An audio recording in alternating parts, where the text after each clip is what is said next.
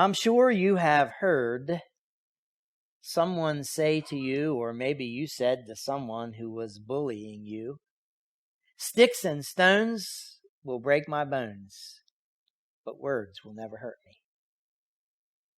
There's only half truth to that. You know that, don't you? Because sticks and stones may break your bones or will break your bones, and words can hurt.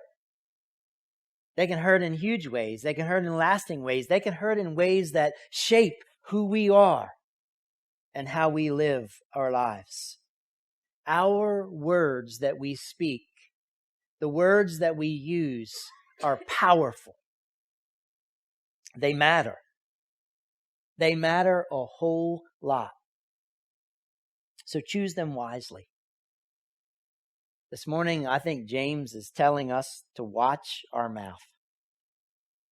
And I think that's an appropriate image to think about putting your hand over your mouth. And sometimes we need to do that physically. Sometimes, when we get engaged in something and somebody says something, and instead of firing right back at them, if we would put our hand over our mouth and pause for just a moment, utter a little prayer, it would change the whole outcome of what we're about to spew, maybe. It definitely has the potential of changing it a whole lot quicker and a whole lot easier than if we get engaged and get hooked and we just spout off in response to someone who spouts at us.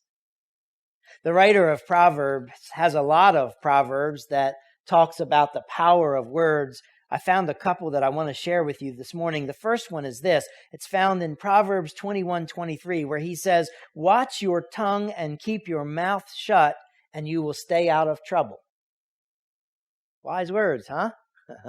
Watch your tongue and keep your mouth shut, and you will stay out of trouble. How many times have we said something without thinking and gotten ourselves into trouble? It happens all the time, right? It's real easy to have happen. And what James is saying and what the writer of Proverbs and what Jesus, we're going to talk about in a little bit, they're all telling us that we need to try to figure that out so that we don't just spout back, so that we watch our words, watch our mouth. I'm sure your mother or grandmother or father or somebody told you at least once in your life. I heard it a lot. Watch your mouth, son. You know who you're talking to? Yes, sir. No belt for me, please. Not today. I still hurt from the one last time. So watch your mouth, watch your words, hold your tongue. Because if you don't, you'll get in trouble. It's important for us to learn to watch our mouth because it can get us in trouble. James says our tongue can be a force for evil in our world. And how true it is.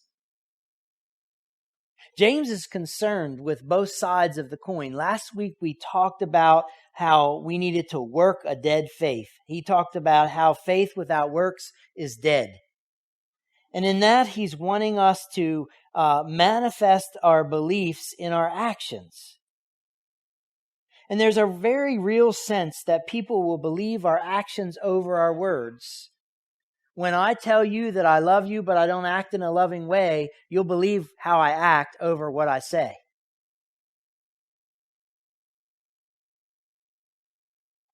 I won't convince you that I love you if I don't act like I love you. So people believe our actions over our words. But James is also concerned in his letter to the church, not just with a baseless faith, but he's also concerned with the destruction of out-of-control speech. What happens when we use our words to tear down, to hurt? Another proverb that I think applies very well to this concept is Proverbs 26:7, and it says, "A proverb in the mouth of a fool is as useless as a paralyzed leg." Now think about that. What's a proverb? A proverb is a wise saying. It's wisdom. Wisdom in the mouth of a fool is useless. It's as useless as a paralyzed leg. I don't know about you, but I've from time to time had my leg fall asleep when I had it propped under me. And when you go to get up, it's really hard to walk, isn't it? Well, that's what the proverb writer is saying. A proverb in the mouth of a fool is as useless as a paralyzed leg. So both our words and actions matter. That's what James is getting at here in this part of his letter. They matter a whole lot. So watch your mouth. Our speech indicates our belief. This was a major teaching of Jesus. We see in Matthew 12:33 to 37 this. Jesus is talking to the Pharisees and to his disciples, and he says, a tree is identified by its fruit. If a tree is good, its fruit will be good. If a tree is bad, its fruit will be bad. You brood of snakes, how could evil men like you speak what is good and right? For whatever is in your heart determines what you say. Did you hear him? Whatever is in your heart determines what you say. A good person produces good things from the treasury of what? A good heart. And an evil person produces evil things from the treasury of what? An evil heart. And I tell you this, you must give an account on Judgment Day for every idle word you speak. The words you say will either acquit you or condemn you.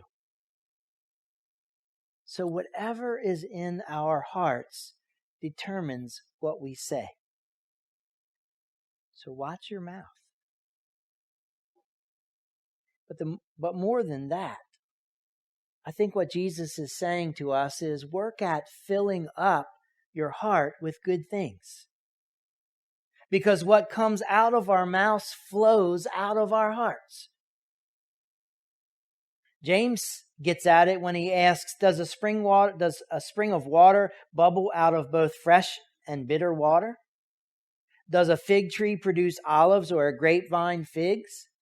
No, you can't draw fresh water from a salty spring. He's saying whatever's inside our hearts flows out of our mouth. And what comes out of our mouths flows from our heart. So watch your mouth by guarding your heart.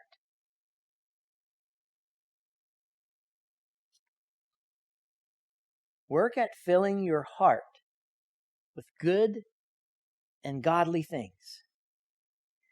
In the early days, when computers would fill this room and they weren't small enough to fit in your pocket, and programming was a huge deal, the old phrase, garbage in, garbage out, was well known. And that's really what Jesus and James are saying. If you put garbage in your life, in your heart, you're going to spew garbage out. One of the reasons why it's important to read Scripture, to have times of devotion and prayer, and either in group settings or individually. One of the reasons why it's important to listen to praise music or spend some time singing songs that are wholesome and meaningful is it fills your heart. Those things that you do matter. And when you fill your heart with those things, that's what comes out of our mouths. That's what comes out in our actions. And I don't know about you, but I want what flows out of my mouth to testify to the greatness of God. I don't want to be leading people astray. I don't want people to think that because I'm a follower of Jesus and I don't act like it, then that's how they can act. A great prayer to help in this matter was written by the psalmist in Psalm 19:14. And perhaps you've been in a church, if you've been in the church a long time, you've heard a preacher utter this prayer before a sermon. I grew up in a church that often the pastor, before he spoke, would say this prayer. May the words of my mouth and the meditations of my heart be pleasing to you, O Lord, my rock and redeemer. How many people have heard that prayer before? Yeah. It's a great prayer. And in that prayer, the psalmist is recognizing that what's in our heart comes out in our words. And so the goal and the desire as followers of Jesus is to allow what comes out to honor God. And so it's important that we guard our hearts so that we can watch our mouths.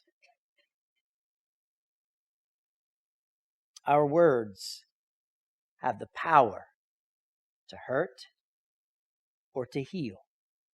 Our words have the power to tear down or build up.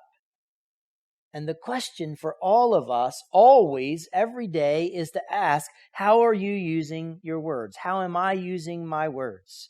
As followers of Jesus, I think we need to heed this teaching of James and this teaching of Jesus. Our words matter. They matter a whole lot. So watch your mouth and guard your hearts. And we have to carry this teaching out of the church. And I'm just going to say this right now, that our culture that we currently live in needs this teaching, and it needs Christians to lead with this teaching. And we need to disengage from the unhelpful and the hurtful ways that we have engaged in political rhetoric. Yes, I said it. As Christians, we represent Jesus. So watch your mouth and guard your heart. It's real easy in our current culture to get into this label stuff that we do. Oh, you're a conservative whatever. Or, oh, you're a liberal whatever. You know, when we start throwing labels, we divide. It would be a whole lot better for us to stop that foolishness and recognize that exactly what James is saying here is true. He says people can tame all kinds of animals and reptiles and fish and birds, but no one can tame the tongue. It's restless and evil, full of deadly poison. Sometimes it praises our Lord and Father, and sometimes it curses those who have been made in the image of God. So instead of labeling somebody, how about if we use the label child of God? Whenever you look in the eyes of someone, whenever you're having a conversation with someone, and if they happen to hold a different viewpoint, instead of saying, oh, you liberal whatever, or oh, you conservative whatever, or oh, you Democrat, or oh, you Republican, or whatever label you want to use, if you would just say, oh, you're a child of God. And you know what? We're entitled. I'm not saying that we have to believe the same things. I'm not saying that you can't have a different opinion from me. I'm not saying that my opinion's right and yours is wrong, or yours is right and mine is wrong. I'm just saying we have to learn to treat one another with love and respect.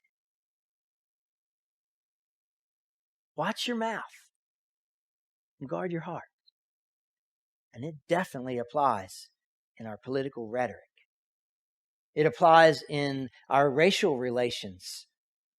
It applies in all kinds of ways.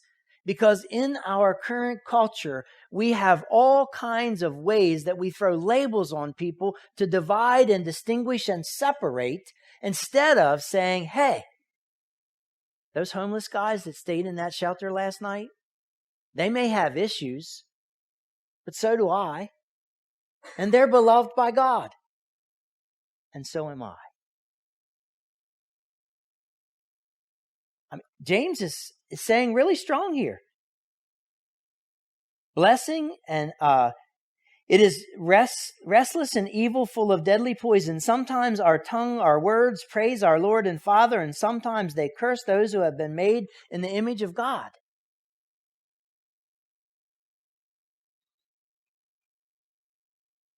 We have to figure out a way to build others up, not tear them down. We do that too much in our culture. And our culture has come into the church. And we do that in the church. And it's wrong. It's not of God. It's not a positive thing. So watch your mouth and guard your hearts. It's an important lesson for us. It sounds so simple, and yet it's very difficult. Because as human beings, it's real easy to get hooked when someone says something unkind or does something bad to us, hurts us in some way. Our natural response is to lash back in like kind. So here's some ways that we can work at watching our mouth and guarding our hearts. Watch the criticisms that you make about people.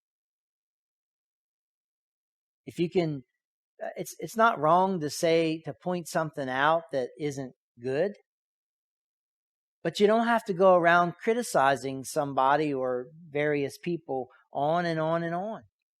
You know, if I have an issue with Kelly, I need to say to Kelly, I'm struggling with this, and talk it out. Don't go around saying to Tiffany and to Emma, oh, did you see what Kelly did? Yeah, and criticizing Kelly to one another. That's wrong. That's not building up. That's tearing down. Watch your mouth and guard your heart. So watch our criticisms. It's real easy to get there. And you know what? Further, when we start to grumble, that doesn't do anybody any good. It doesn't do us any good. When we just get caught in the grumbling cycle and grumble and grumble and grumble, it just drags us down, and it drags everybody around us down. The other night I was visiting with Joni. It was the first night she was at Coastal Hospice, and I realized that she had a lot of independence taken away from her, and that she was mourning and she was struggling. But everything was wrong. She was going on and on and on and on. For the whole hour I was there, it was grumble this, grumble that, grumble this, grumble that. And finally, right before I was ready to leave, she said, and the food here is delicious. I said, wow, Joni, you said something positive. All this hour you've been grumbling and grumbling, and you said something positive. So how about let's take that record and start playing it and forget about all the things that are bad and just focus on what's good.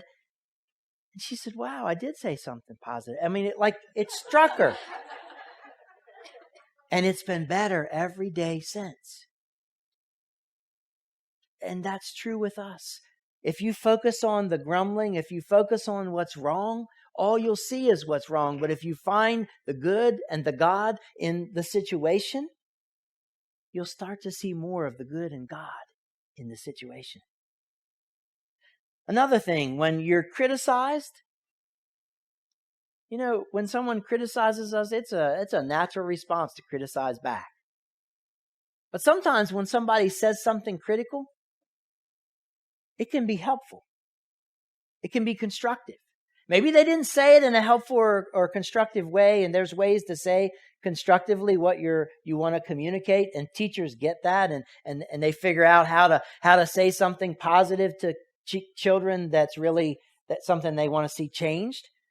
I see it happen all the time. But, sometimes when you're being criticized, we have to analyze what's in it that's mine that I need to own. So if I'm always late and somebody's criticizing me for being late, maybe I need to look at why I'm always late. I no longer have daughters in my house and that make me late. So, if I'm always late, I have to analyze, okay, Martin, why are you late? And can you change it? Because sometimes there's things that is ours to own in a criticism that somebody shares with us. Maybe I'm not aware, and maybe when they share it, they don't mean it to hurt me. They just want to help me understand and become a better person. Maybe they didn't mean it that way, but is there something? So think about that when somebody issues criticism, and think about it before you criticize back. Justin says to me, oh, you're a goofball. And I say, well, you're a goofball too. Well, what good did that do? It didn't do good for him to say it to me, and didn't do good for me to say it to him. And so before I criticize him back, if he says, oh, you're a goofball, I say, hey, man, I really like your shirt. It's nice. It changes the whole, that conversation went to a whole different level. So we can figure that out. We're smart. We're not dumb. And when you have information that would make someone look bad, you don't have to share it. You don't. Because the words that we use are intended, or should be, to build up, to bring healing, to strengthen. And when you have information that makes somebody look bad and you share it, it makes them look bad. And then the person you share it with will share it, and next thing you know, everything's coming down on that person. If you just let it be, there's an old saying, give the person enough rope and they'll hang themselves. If they're really that bad and they don't figure out from constructive criticism how to change the badness in them, they'll do themselves in. There's no reason to get engaged in that. I don't know if you saw the story this week about our kindness secretary, Grace Murdoch, but she got a banner hung at the airport, and our county executive had it taken down. And the news media got a hold of that and came out and wanted to interview her. And she was asking me, what should I do? What should I do? I said, don't engage. Don't go there. Turn it around. I said I wouldn't even meet with them, but she did meet with them, and she spun it in a very positive way, as I would have expected that she would do. She didn't wade in the politicalness of, and it was political. She didn't wade into that. And I was proud of her. I was proud that she was my friend, that, she lived into her name on that interview. She showed grace. So when you have information that would make somebody look bad, you don't need to share it. When you're tempted to judge, don't go there. Because you know what? When you point a finger at somebody, you got fingers pointing back at you. And you've got that or many other things that somebody could judge you for in your life. And you don't want that, right? I mean, none of us like that. So why impose that on someone else? Watch your mouth. Guard your heart. When you feel yourself becoming defensive, that's a time when it gets hooked. When somebody's saying something to us and you feel, you got to respond and be defensive, maybe ask yourself, what can I learn from this? Maybe just put your hand over your mouth, count to 10. It's a nice shirt you got on there, buddy. See, he didn't say you're a goofball. He said he liked my shirt after I told him that. It can be that easy when you feel defensive. And the same when you get angry.